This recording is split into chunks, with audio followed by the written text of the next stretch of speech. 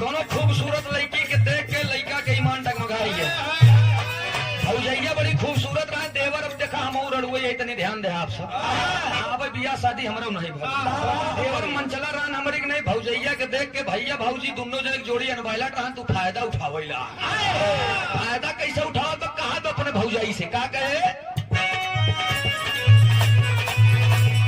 सुंदर गोरिया तोरा सिंगार मांगत है,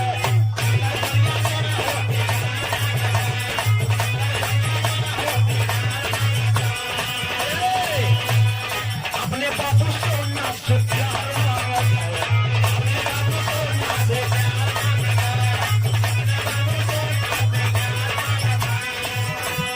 सुंदर गोरिया तोरा सिंगार मांगत है, अपने बाबू सोना से प्यार मांगत है। बारी बारी रसिया का जवाब बारी बारी रसिया का जवाब भौजी से चुम्मा देवा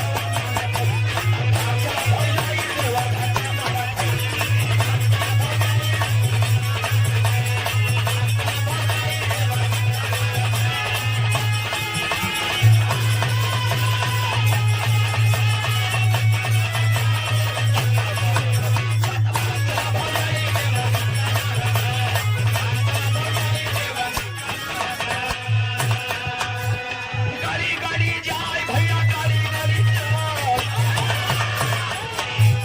गाड़ी गाड़ी जाए भैया गाड़ी गाड़ी जाए, हथवा में कलमिया गाड़ी गाड़ी जाए।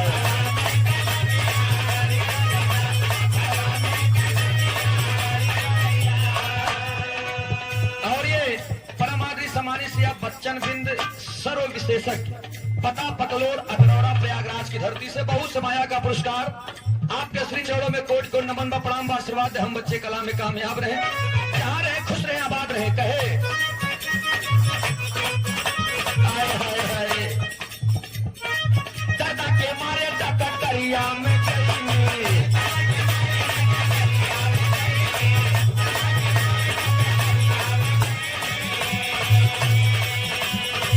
दादा के मारे दादा करिया में गई, दादा तर से न करिया